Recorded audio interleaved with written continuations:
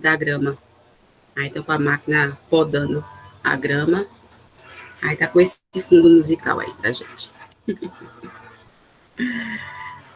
Se aparecer gravando vermelho para vocês, me avisem, tá? Porque às vezes aparece primeiro para vocês antes de mim.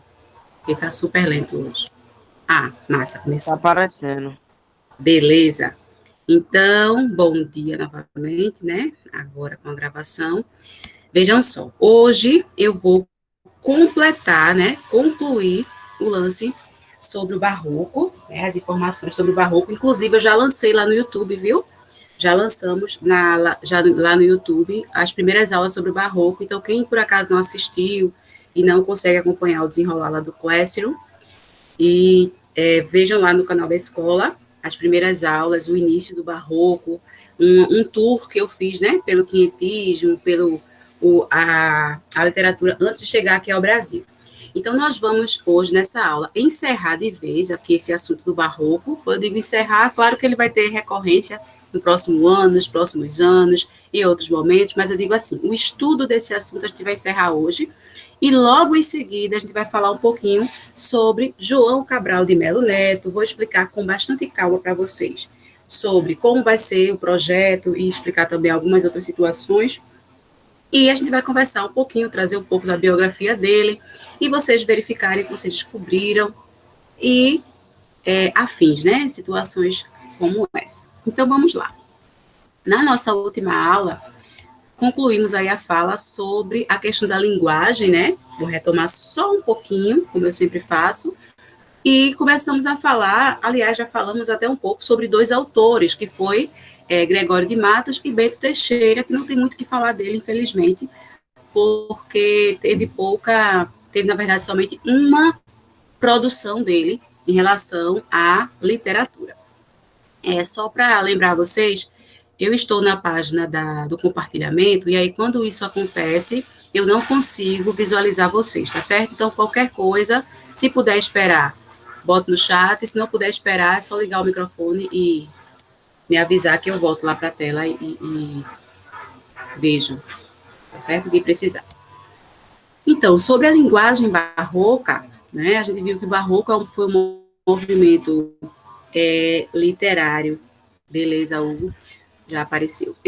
Foi um movimento literário cujo objetivo era trazer à tona, né, a partir das produções literárias, a inquietação, né, o conflito interno do ser humano daquela época. Isso porque tinham saído de situações bem complexas, foram de um extremo, Deus no centro de tudo, antropocentrismo, que na verdade a ideia não é, quando a gente fala assim, né, Deus no centro de tudo, o homem no centro de tudo. Quando fala Deus no centro de tudo, não é que, na verdade, Deus, pelo menos assim eu acredito, viu, gente, que eu sou uma pessoa crítica, vocês sabem, não é Deus que está lá como uma marionete, fazendo a gente marionete para moldar a nossa vida, até porque ele nos deu livre-arbítrio. Mas quando se fala antropocentrismo, quem assume esse papel de controle das vidas das pessoas é a igreja, é a religiosidade. A religiosidade não, a entidade religiosa, tá? Então, naquele tempo, o antropocentrismo, Deus no centro de tudo, a religião, a entidade religiosa, a igreja física, né, a igreja física, mandava na vida das pessoas, de fato, como eu já expliquei para vocês nas outras aulas.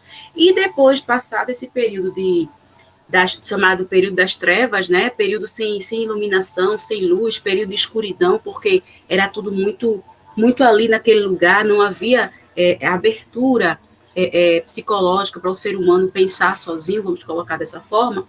Passado isso, foi para um outro extremo. Eu vou ligar a câmera um pouquinho, porque eu gosto. Vocês sabem que eu sou muito gesticulativa, sou muito gestual, então eu estou aqui virada, mexendo nas mãos, e eu gosto de ficar olhando mesmo. Não sei nem se todos estão olhando, sei que alguns estão só ouvindo, mas está tudo certo. Ó, então, o que acontece? Eles saíram de um extremo, né, para outro. Enquanto antes a igreja mandava em tudo, então tudo era baseado na religiosidade, né, na religião, na entidade religiosa, Deus no centro, e depois foram para outro extremo, a negação total dessa questão da fé, da religiosidade, né, de tudo ser explicado a partir de um ponto de vista religioso, pondo o medo das pessoas, e foi para outro extremo, que é a ciência, né, sendo colocada como a mãe de todas as situações. Então, agora, o homem está no centro de tudo, ele é dono e ele consegue, ele é dono desse saber, ele desenvolve esse saber, né? Porém, há uma negação da fé. Quando mais para frente, como eu já falei em outras aulas, a gente percebe que pode haver um equilíbrio. Eu posso ter a minha fé, posso ter a minha religiosidade, mas não preciso negar a ciência por isso, porque existem comprovações científicas e nossas conquistas, especialmente na saúde, na saúde e no desenvolver, né, da sociedade urbana, foi em relação à ciência tecnológica e da saúde também. Então, não precisamos negar. Do mesmo jeito que eu posso ser extremamente científico, racional, e não preciso negar a minha fé na vida, minha fé em situações religiosas que podem me trazer um conforto em uma outra área da minha vida, que é a área espiritual. Então, pode haver esse equilíbrio, mas isso só foi percebido séculos depois, né, com mentalidades diferentes ao redor do mundo.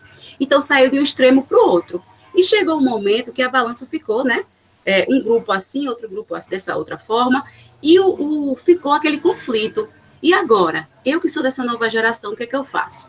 Eu tenho que dar ouvidos à fé, eu tenho que ser uma pessoa extremamente, a razão, tenho que ser uma pessoa extremamente racional, extremamente científica e negar a fé, ou será que essa fé, na verdade, é que vale mais a pena e eu tenho que negar a ciência? Então, esse conflito, né, entre o divino e o profano, entre o ser humano e a divindade, tá certo? Então, o Barroco, ele traz essa questão, depois de tantos séculos de mudança, nessa sociedade mundial, aí, nessa sociedade europeia.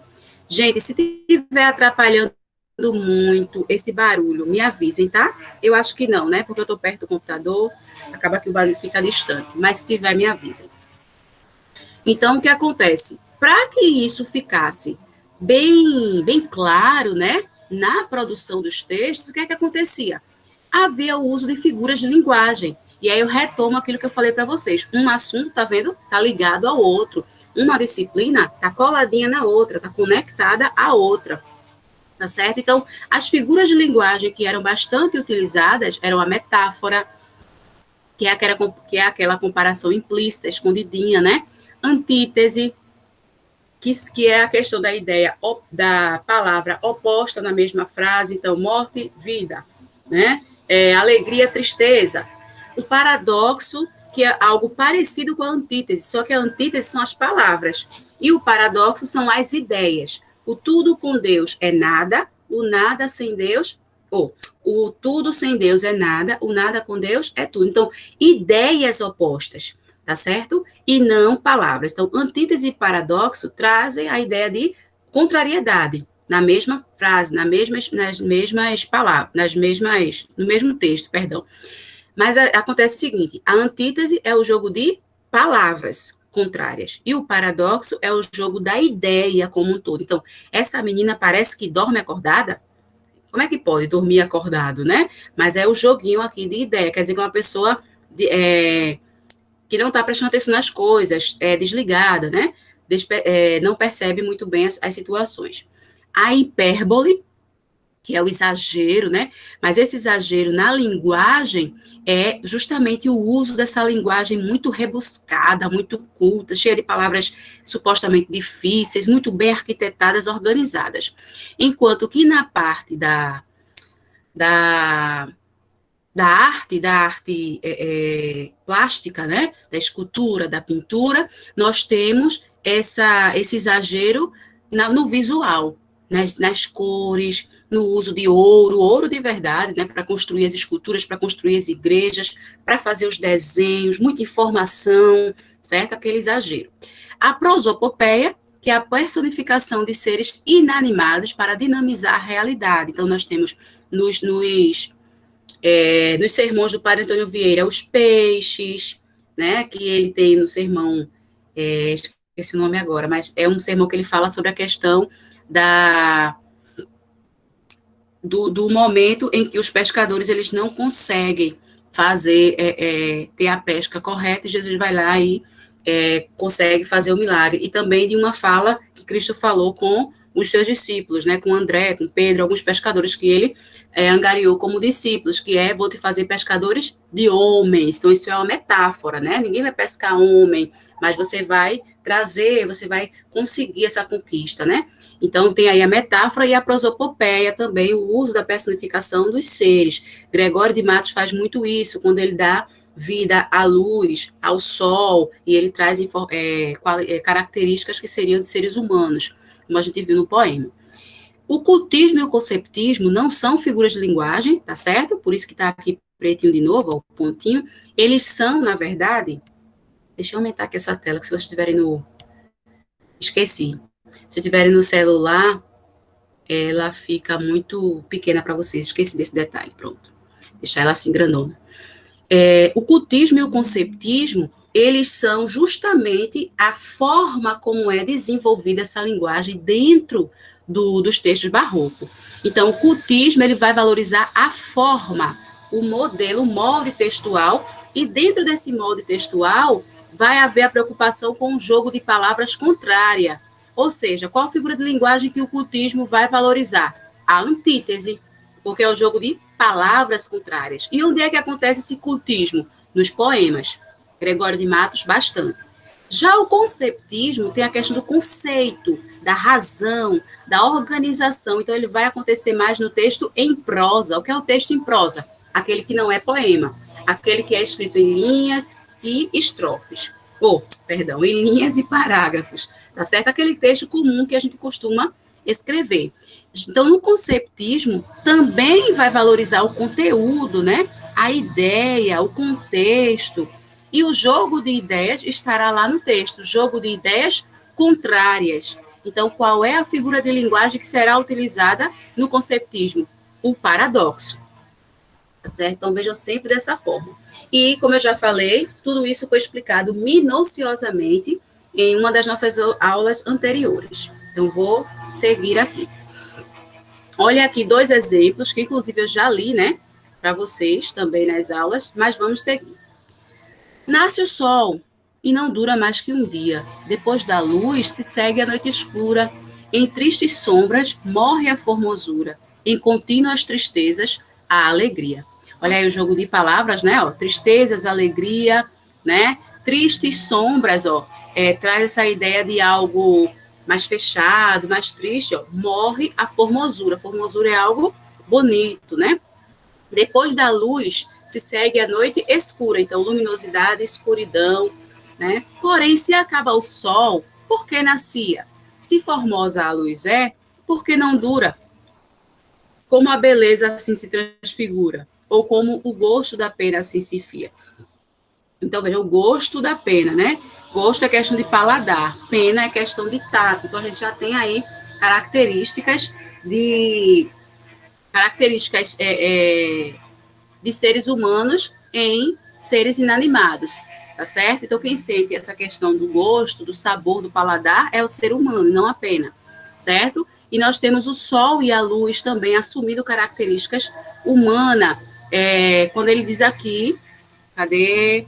Porém, se acaba o sol, porque nascia. Se formosa a luz é, então é uma questão de beleza, né? Então traz a expressão para algo mais simples, mais humano.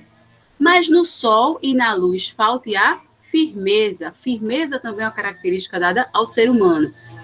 Então, nós temos também aqui a prosopopeia. Tá vendo? Então, o texto, o tempo todo, ele traz essa ideia de contrariedade, traz o uso de figuras de linguagem e essa brincadeira com as palavras contrárias, que é o cultismo, se utilizando da antítese. Sermão de Santo Antônio, que é pelo padre Antônio Vieira. Padre Antônio Vieira, já pegando o gancho aqui, explicando um pouquinho sobre ele, era um padre, né? Que coisa! Era um padre português que passou um tempo em Portugal, mas que veio morar aqui no Brasil e passou a maior parte da sua vida aqui. Então, por isso que ele é considerado também um dos produtores, né, desse processo do texto barroco, dentro da literatura brasileira também, porque ele escreveu bastantes textos baseados nas situações, na situação política, em relação aos sermões dele aqui na igreja. aqui no Brasil. Quis Cristo que o preço da sepultura, ó, dos peregrinos fosse o esmalte das armas. Olha aí a metáfora, né? O esmalte das armas. A arma não tem esmalte, é uma forma de dizer que seria a fixação, algo que está lá marcado. Dos portugueses, para que entendêssemos que o brasão de nascer portugueses era a obrigação de morrer peregrinos. Ó, nascer português, morrer peregrinos, jogo de contradição, ideias contrárias. Então, aí o conceptismo, né, a brincadeira com as ideias contrárias, se utilizando de qual figura de linguagem? O paradoxo, porque agora não são as palavras contrárias apenas, são as ideias contrárias. E ele vai continuando mais para frente, né? E lá no finalzinho, ó, aqui nessa, deixa eu ver, 1, 2, 3, 4, 5, quinta linha de baixo para cima. Por isso, nos deu tão pouca terra para o nascimento e tantas para a sepultura. Para nascer pouca terra, para morrer toda a terra. Para nascer Portugal, para morrer o mundo. Olha aí o jogo, a brincadeira com as ideias, tá vendo? Então, isso é conceptismo. É você focar no contexto, no conteúdo e brincar com esse conteúdo, com essas ideias contrárias. Deixa eu voltar aqui. E aí nós falamos, gente, isso é só um pouquinho sobre a linguagem, né? E aí nós falamos sobre Bento Teixeira. Deixa eu voltar aqui um pouquinho. Certo, Anderson, muito obrigada. Duda não está conseguindo entrar. Vê só, Letícia, a sala está pública. Manu abriu e já deixou a sala pública. Inclusive, alguns de vocês entraram com a conta pessoal, por isso, porque a sala já está pública. Eu acho que pede para ela tentar mais algumas vezes, e se ela não conseguir, peça a ela desculpas e peça que assista a aula gravada, tá bom? Talvez seja uma questão de link. Ela reinicia, se organiza. Ah, conseguiu? Oh, meu Deus, já sou muito lesa mesmo, né? Devagar. E sobre Mariana, ok, Wenderson, muito obrigada por avisar. Vou justificar a falta dela. Cadê? Deixa eu olhar aqui. Pronto, então deixa eu anotar aqui, aproveitar essa paradinha que eu dei aqui. É Duda, achei, Duda, Maria Eduarda, beleza. Deixa eu anotar aqui, Maria Eduarda. E quem não tá conseguindo, quem tá no médico é Mariana. Tem mais alguém, gente, que eu não... que entrou depois, deixa eu ver aqui. Júlia. Cauane também. Hoje tá show de bola. Bom dia, minha gente, para vocês que entraram, que eu estava falando aí. Cauane, Júlia, Mariana, deixa eu justificar logo aqui.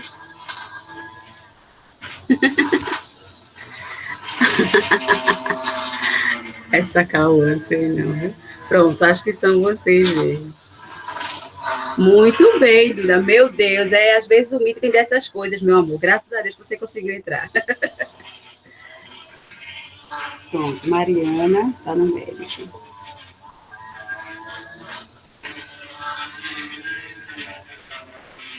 Fecha de graça, Cauã. É verdade.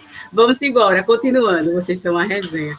Vamos embora. Temos aqui apenas mais 30 minutos.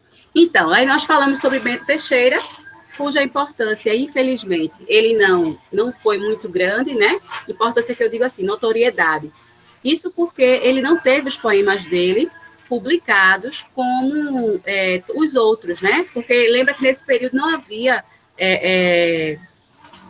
muita possibilidade, aliás, aqui no Brasil não havia possibilidade de produzir esses textos, de formar esses livros ou publicar. Na verdade, como a gente diria hoje, imprimir, né? Mas naquela época não era imprimir, era fazer o processo mesmo do escrivão lá anotar, se organizar. E da Europa, né? Portugal tinha. Então, onde é que isso acontecia? Em Portugal. Então, os autores iam para lá e esses textos eram organizados, transcritos e tudo mais. Pedro Teixeira não teve muito isso, ele não conseguiu fazer isso. E aí, somente um poema dele, é um poemeto simplesinho, sem muita desenvoltura, fraquinho, vamos colocar assim no nosso idioma, né? No nosso linguajar aqui mais coloquial. que teve a divulgação, que é uma prosopopeia, não no sentido de figura de linguagem, prosopopeia literariamente falando. Então, é um texto que trata dos atos heróicos de alguns grupos de soldados, situações dos países, enfim, que é bem simples. Também já falei sobre isso na aula passada. E os dois autores que são mais citados em provas, vestibulares, concursos, o que tiver, são Gregório de Matos e Padre Antônio Vieira. Gregório de Matos, também chamado de O Boca do Inferno, né, que nasceu em 1636 em Salvador, Bahia, então brasileiro nato, baiano nato, e morreu, eita, tá aumentando, tá chegando mais perto o barulho aqui, e morreu em 1696 em Recife, aqui em Recife. Isso porque nesse período de nascimento e morte, na verdade, no período adulto, no período de maior produção dele, ele era muito crítico, como eu já falei também na aula passada, muito crítico, vivia satirizando e questionando, especialmente em relação à política, o governador da Bahia, que se chamava antigamente Cidade da Bahia, nessa época, né? Não o Estado. Então, ele passou um tempo exilado em Angola, se não estou enganada. Passou um tempo exilado e depois voltou. Quando ele voltou para o Brasil, ele já estava bastante debilitado, veio para Recife, né? E faleceu aqui. A obra dele, a obra de Gregório, é dividida em 4 situações, em 4 grupos, né? Tem a poesia lírica, tem a poesia satírica. A lírica, geralmente, tem a temática da culpa, do eu lírico, como eu falei na aula passada, que é essa questão de o eu lírico, né, se apaixonar, querer a mulher amada, mas essa mulher amada ela era idealizada dentro desse período, né, literário, dentro desse processo literário, como uma mulher inalcançável, um ser inalcançável, certo? Então, por ser esse ser perfeito, inalcançável, o eu lírico sentia culpa, né, por querer, por amá-lo. E a poesia satírica, que é aquela, né, mais crítica e mais voltada para a política, e também para algumas questões mais sociais, mas era mais visível quando se tratava de política, e o alvo dele, como eu já falei, era o governador da Bahia, Câmara Coutinho.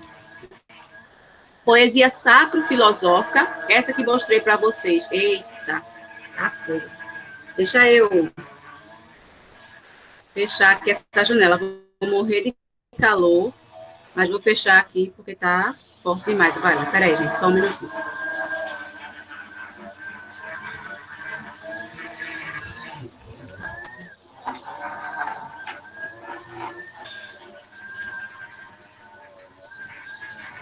Pronto, acho que agora deu uma amenizada. Vou morrer de calor aqui, mesmo com o ventilador, mas tudo bem. Vamos lá. Então, porque aí eu fico gritando, é muito ruim.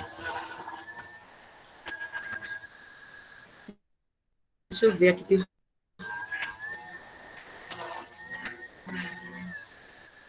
Ô, gente, são tudo de chorar. Não entendi, Cauane. As questões da literatura são tudo de chorar. Não entendi. É porque são... Acho que está falando em relação a... Está falando em relação a história, dos autores? Não entendi. Depois me explicas. Vejam só. E aí nós temos a poesia sacro-filosófica, aquela que eu mostrei para vocês, sobre o sol, né, sobre a efemeridade das coisas, que é essa questão não só em relação à religião, religiosidade, e aí tem uma pequei, Senhor, mas não, porque é pecado, que eu também mostrei na aula passada, mas também uma questão metafísica da vida. O que é uma questão metafísica? Essa questão do pensar, né, o pensar na vida, certo? Parar para refletir sobre a vida, sobre como ela é desenvolvida, sobre a efemeridade das coisas, as coisas com passagem, está tudo muito de passagem. Tudo passa, né? Até a uva. Então, tudo é passageiro, menos cobrador e motorista, essas piadinhas, mas que são reais, né? Que a nossa vida, ela, na verdade, é uma passagem. A gente está aqui, mas tudo muda, tudo pode se renovar e tudo realmente é efêmero. É algo que vai passar. Então, a poesia erótica, que já traz uma sexualidade mais explícita, como eu falei na aula passada, não tem a ver com a realidade atual. Não é nesse sentido, não. É algo mais contido. mas é sim uma sensualidade explícita que confirmava a alcunha do profano. O que é a alcunha? A alcunha é o sentido, a realidade de que, de fato, o ser humano, ele é um ser pecaminoso, tá certo? Então, quando se trata dessa questão da sexualidade do profano, não está falando só da questão de sexualidade, não é isso apenas, tá? Está se falando também do fato do ser humano ser uma pessoa, ser um ser, né? Inescrupuloso muitas vezes, um ser cheio de defeito, um ser corrupto, tá certo? Em todos os sentidos, não é só isso. Aí tem o poema Soneto ao Nosso Senhor, que eu expliquei na aula passada, por favor, revejam lá a aula gravada, já está no YouTube. Uma aqui, ó, Triste Bahia. Esse aqui é um daqueles políticos, ó. Triste Bahia, ó quão dessemelhante estás, e estou do nosso antigo estado. Pobre te vejo a ti, tua mi abundante. Olha o mi, ó, português arcaico, tá vendo, gente? Não era mim, ainda não. A ti tricou-te a máquina mercante, que em tua larga barra tem entrado. A mim foi-me trocado e tem trocado tanto negócio e tanto negociante. Ele está falando das safadezas políticas, né, do governador Coutinho, Álvaro Coutinho, né, se não me engano. Então, o que acontece? Ele fala do quanto a Bahia está prejudicada, né? Oh, não te reconheço, estás tão dessemelhante do nosso antigo estado, né? Tricou-te a máquina mercante, ou seja, chegaram aqui e levaram tudo para ti, né? Tanto negócio e tanto negociante. Então, está tudo muito... Lembra que tudo o que acontecia, tudo que era trazido para o Brasil, também, assim como a chegada dos portugueses aqui, foi pelo Porto da Bahia, tá certo? Pelos mares da Bahia. O acesso era por lá. Então, por exemplo, os navios negreiros, né? Os chamados navios negreiros que vinham com africanos para serem escravizados aqui, vinham pela Bahia, muitos deles, as mercadorias e os contrabandos das mercadorias do pau-brasil e de outras mercadorias daqui do Brasil, indo para Portugal, saíam pelo porto da Bahia. Lembra que nós fomos colônia de exploração. Então, ainda tem essa ideia, tudo que se produzia aqui era exportado, era explorado. Não, os portugueses não vieram aqui para organizar a moradia para eles. Não, eles vieram, de fato, invadir e explorar, ver o que tem de bom e levar, tá? Por isso que nós somos um país tão debilitado e ainda temos essa cultura até hoje. É diferente, por exemplo, de alguns outros países que foram colônia de sobrevivência, não é essa palavra que diz, mas a ideia é essa, que são aquelas pessoas que foram, aqueles países que foram colonizados, mas que as pessoas que colonizaram, que estavam lá, e os que chegaram em seguida, começaram a tratar a terra como sua. Eu quero fazer desse pedacinho de chão aqui o meu lar. Então, eu não vou explorar, eu vou cuidar e desenvolver. Entendem a diferença? Nós fomos colônia de exploração, não só nós, tá? Nós e muitos países da África, muitos países da América, a maioria de nós fomos colônia de exploração, especialmente países colonizados pelos portugueses, pelos espanhóis e por um bom tempo pelos ingleses também. Porém, os ingleses chegaram, por exemplo, os Estados Unidos, que foi colonizado pela Inglaterra. Porém, eles chegaram lá, mas houve uma época em que judeus e pessoas de outras partes do mundo foram para lá, para morar. Então, juntou-se um grupo maior de pessoas para lutarem contra o explorador. E um grupo maior de pessoas que não eram tão como é que eu posso dizer, ingênuos quanto os indígenas. Então, juntaram e expulsaram a Inglaterra de lá e conseguiram manter essa ideia de que aqui a terra é nossa, vamos cuidar dela. Por isso tem essa ideia até hoje da supremacia, não é supremacia, não, que fala não, isso é muito fascista. Deixa eu ver a expressão, meu Deus. Esqueci a palavra, mas assim, de dar valor, do patriotismo mesmo, de dar valor à sua terra, que os Estados Unidos têm. Essa questão do sonho americano, aqui é o melhor lugar, aqui é bom para todo mundo, aqui existe o maior sonho, então a Disney aqui, todo mundo quer ir para os Estados Unidos, a melhor economia aqui. Mas o que é isso? Toda essa soberba que é passada hoje, na verdade, está se falando da base. Foi assim que eles construíram o país deles e é por isso que eles se defendem das outras, né, das outras situações. Não estou defendendo Trump, nem estou defendendo algumas ideologias estadunidenses, não, viu, gente? Não é isso, não. Estou apenas explicando do porquê dessa questão. Enquanto que aqui no Brasil, a gente dá mais valor ao que é externo. Então, a gente dá mais valor à Nike, por exemplo, do que da marca nacional. Né? A gente dá mais valor a uma roupa comprada, agora nem tanto, né? Mas antes era com mais afinco, comprada na C&A, achando que só porque o nome tem a ver com algo estrangeiro, as roupas são estrangeiras, que na verdade não são compradas aqui no Agreste, em Toritama. E lá, e fabricadas aqui, colocar a etiqueta lá, e a gente não vai para Toritama, e quando vai, tem vergonha de dizer qual foi a roupa que comprou lá. Entendeu? Então, essa mentalidade foi imposta a gente, tá entendendo? Porque quando os portugueses vieram para cá, eles vieram explorar. Então, qual a ideia que trouxeram? O que é nosso é melhor. Vocês aqui, ó, tem que mudar para o que é nosso, tem que ter uma mentalidade europeia, tá certo? Então, essa questão que Gregório criticava era essa questão da exploração da Bahia, a ponto de ficar tudo tão prejudicado, né? Tudo tão retirado, o local ficar depenado mesmo, seria essa expressão mais chula, mais vulgar, depenar o próprio país. Então, é nesse sentido que ele critica bastante. Deixa eu ver aqui se tem alguma coisa no chat. Hegemonia americana, pode sim, síndrome de vira-lata. Não é mentira, não, a gente precisa acabar com isso.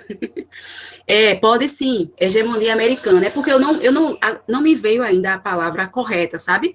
Para indicar. Mas hegemonia americana cabe sim, Cauane, perfeitamente. Muito bem lembrado. E aqui um outro poema, esse é um poema satírico, é uma piada bem pesada que não sei se vocês vão compreender por causa do rebuscar da linguagem, né? Mas eu também não vou explicar muito, não, porque vocês são menores de idade. Estou brincando. Mas é um tanto pesado para quem consegue entender. Tá? Eu vou ler o poema e eu acredito que vocês vão conseguir, vocês têm uma mentalidade bem desenrolada, acho que vocês conseguem captar aqui, ó. Isso foi um poema, gente. Ele fez esse poema para uma freira, tá? Uma freira. Aula para uma freira, sim. Lembra da freira fofoqueira? Aquela pessoa que fica lá observando, que na verdade a pobre nem era fofoqueira, mas tô falando esse contexto histórico, gente, porque a gente tem esse contexto, tá? A gente que estuda literatura, a gente acaba tendo acesso a esse contexto histórico. E aí o que acontece? A freira o chamou de pica-flor. Você sabe o que é uma pica-flor?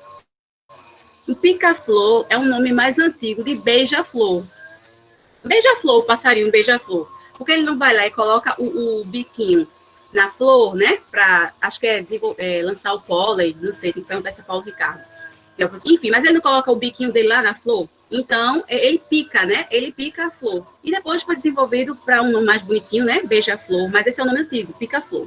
E aí, Gregório, pela foto, não sei nem se vai dar para ver aqui, se eu tenho foto dele aqui, depois eu vejo, ele tem um narigão para frente. E aí a freira disse que ele parecia um pica-flor, um beija-flor, por ter um narigão. Aí olha a resposta dele para a pobre da freira, coitada. Se pica-flor me chamais, pica-flor aceito ser. Mas resta agora saber se no nome que me dás meteia a flor que guardais. No passarinho melhor, se me dás este favor, sendo só de 1000 pica, e o mais vosso claro fico então pica-flor, vê só, que bicho escroto. Eu espero que vocês tenham entendido, mas vocês entenderam, né? Ele está falando aqui, gente, da questão sexual mesmo, tá? Ele devolveu a piada, ele não gostou de se chamar de pica-flor, ele devolveu a piada.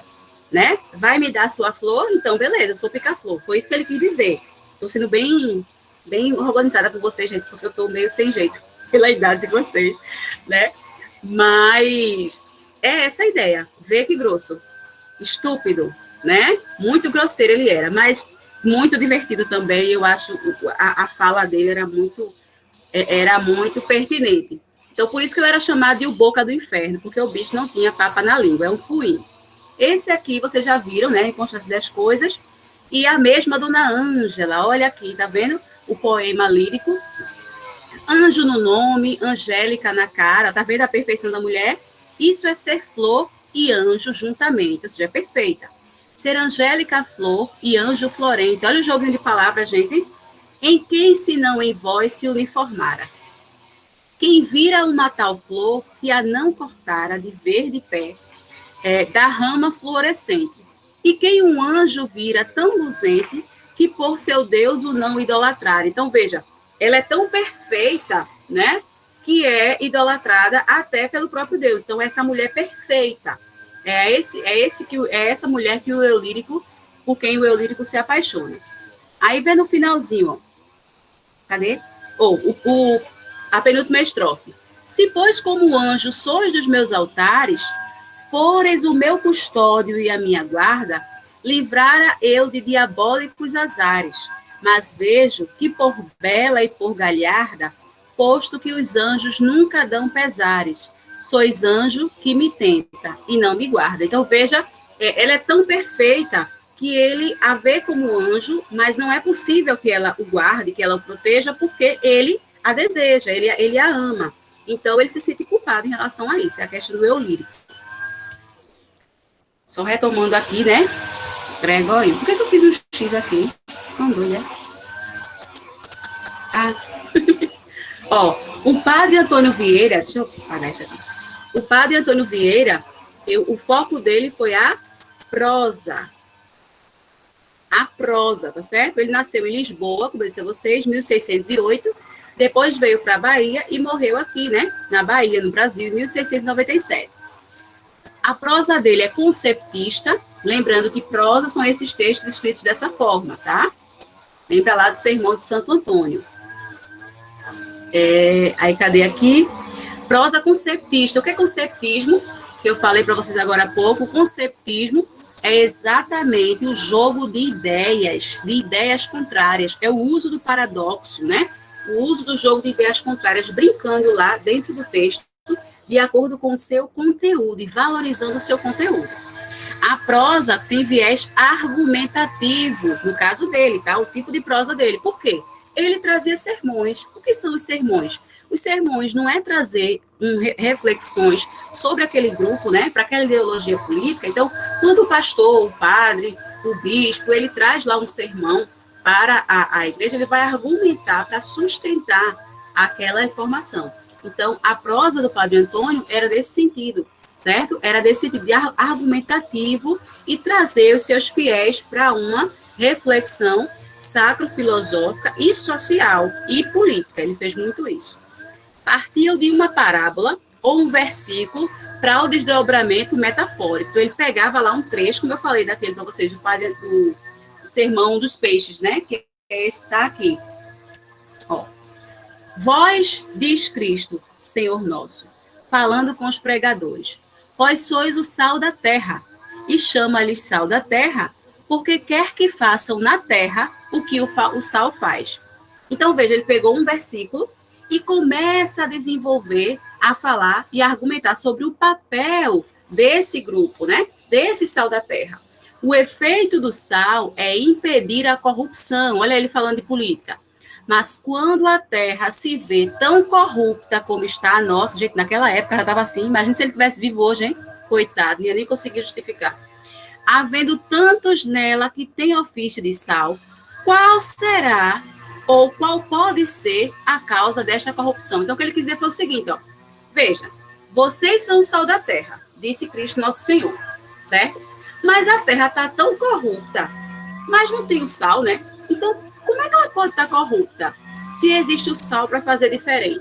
Mas, ao mesmo tempo, está todo mundo misturado essa corrupção. E aí ele traz qual pode ser essa causa. Que deve ser isso, né? Ou seja, em outras palavras, ele está dizendo, vocês estão sendo coniventes com a corrupção, não estão fazendo papel de sal, tá? Então, ele trazia muito isso nos textos dele. Eu acho muito massa. Toda vez eu esqueço de pegar o livro para vocês. Eu tenho o livro dos sermões dele. Aqui. E o uso de descrições alegóricas e da retórica bem elaborada. O que é descrição alegórica? É sempre fazer ligação com algo da realidade, com algo da Bíblia, sempre está fazendo alegoria, fazendo alusão, e tudo muito bem organizado. E da retórica bem elaborada. O que é retórica? É a fala, é o discurso. Veja que coisa linda quando a gente lê. A gente pode até não entender, mas a gente fica, caraca, velho, que coisa bem organizada, né? Eu não consigo entender nem isso. E a presença de termos e expressões em latim, o que é comum. E ainda fechei a janela, mas parece que não adiantou mesmo. Presença de termos e expressões em latim, o que é comum dentro dos sermões, né, católicos, já que a base realmente, né, da linguagem desenrolada da tradução inicial dessa Bíblia, como a gente conhece, é lá o latim, né? E é isso em relação aos escritores do Barroco.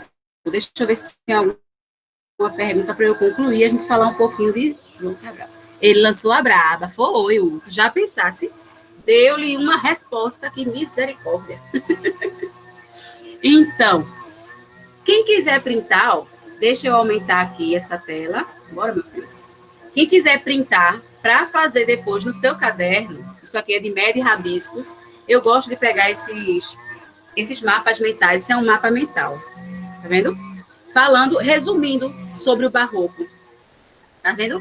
Então, para a gente voltar esse resumão aqui sobre o Barroco. Primeiro, o período era o período colonial brasileiro, que predominou no século XVII. Então, ele continuou, né, a partir de 1601 e foi até chegar no setecentismo, que era o arcadismo. Ele vai falar sobre ele provavelmente só no próximo ano, no segundo ano. O dualismo, então, aquela questão de contrariedade, isso por quê? De um lado, a influência do Renascimento e da reforma religiosa, do outro, a igreja. Lembra do que eu falei para vocês? Eles saíram da Idade das Trevas, saíram de um processo extremamente religioso, Deus no centro de tudo, isso que eu digo que saíram, falando de Europa, tá? E isso refletiu aqui no Brasil, porque os portugueses já estavam aqui. Então, saíram desse processo e foram para um processo oposto, de apenas razão. E aí, quando chega nesse processo, tem aqui a balança, né? E a dúvida para quem é daquela geração, e agora? Eu fico de que lado, né? Olha essa confusão. Então, esse dualismo que está presente lá no Barroco.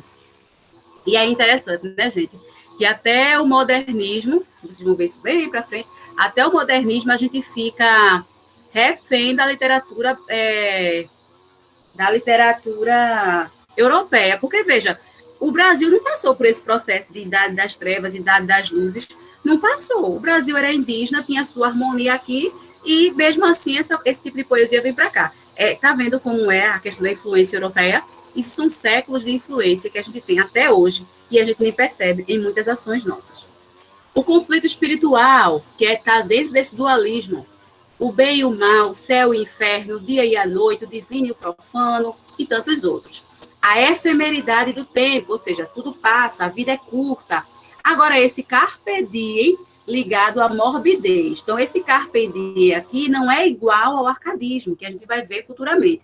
Esse carpe diem não é quer dizer, aproveite a vida, mas não é no sentido de se distancie do estresse, como vai ser futuramente, né, dentro desse processo histórico aqui, o arcadismo. Esse processo aqui é assim, ó, a gente precisa viver, precisa acordar, precisa estar atento ao que está acontecendo, porque a vida é curta. Então, tudo vai passar muito rápido. Como ele falou lá, sobre a efemeridade das coisas, naquele poema, nasce o sol, mas se não dura um dia, então por que nascia? Então, tudo muito passageiro. Principais autores brasileiros, olha aí, tá vendo? Padre Antônio Vieira sendo considerado brasileiro, porque ele veio para cá por muito pouco tempo, passou muito tempo aqui. Então, na poesia, Gregório de Matos, Bento Teixeira, ó, Botelho, Oliveira e o Frei Taparica. Aí você diz, Paula, Botelho de Oliveira e Frei Taparica, por que você não falou? Porque não costuma aparecer nas provas, tá certo? Isso é mais para um aprofundamento. Padre Antônio Vieira e Sebastião da Rocha e Nuno Marques Pereira, dentro da prosa, pelo mesmo motivo. E lembra, eles tiveram poucos textos desenrolados. Então, tem que ter um estudo muito aprofundado para a gente ter acesso a, de fato, a história dessas pessoas. O barroco, né? A forma vocabulário selecionado, inversões sintáticas, então as palavras estão tudo fora de ordem, né? Para poder trazer uma linguagem mais chique, mais rebuscada.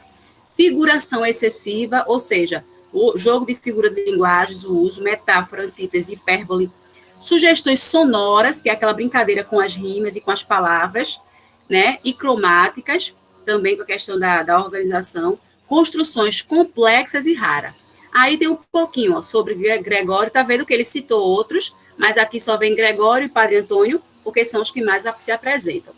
O silogismo e o sofisma, que é aquela questão, né, do falso silogismo, ou seja, a hipocrisia e falsa organização dos símbolos dentro do texto, o conceptismo e o cultismo, como eu falei, falei com vocês.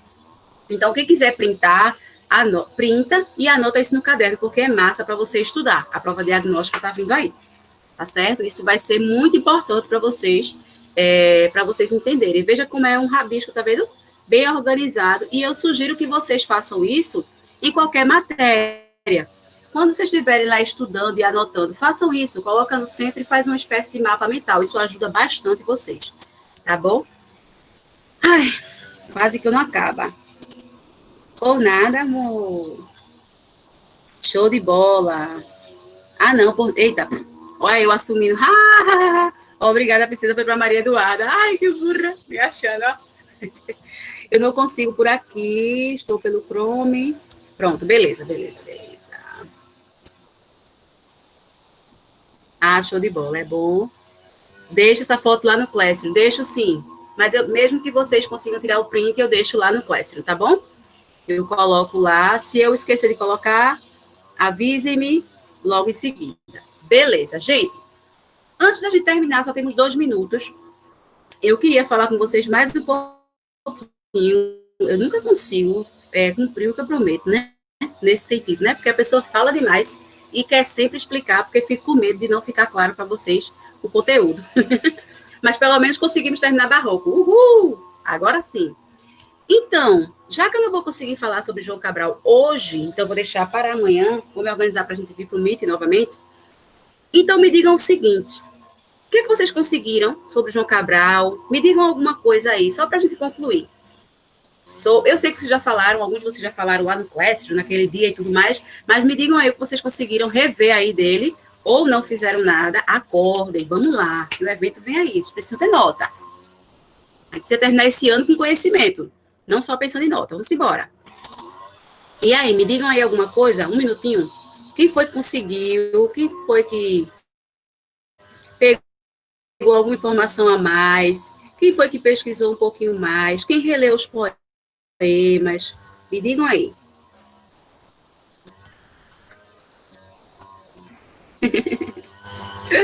Ok, amor. Quem? Cri, cri, cri. No one? Anybody? Oh, my God. Promessa? Prometem para mim que amanhã a gente consegue conversar sobre ele? Prometam para mim. É o quê, Cauane? Meu Deus. João Cabral, criatura. João Cabral de Melo Neto. Joãozinho Cabralzinho de Melinho. Netinho. Prometam, muito bem. Todo mundo já saiu. Então, tchau. Até amanhã. Tchau. João Cabral de Melo Neto. Cheiro. Amanhã quero saber sobre ele. Tudo. E você já tem pesquisa, é só fazer leitura. Podem ir saindo, fiquem tranquilos. Cheiro. Cheiro.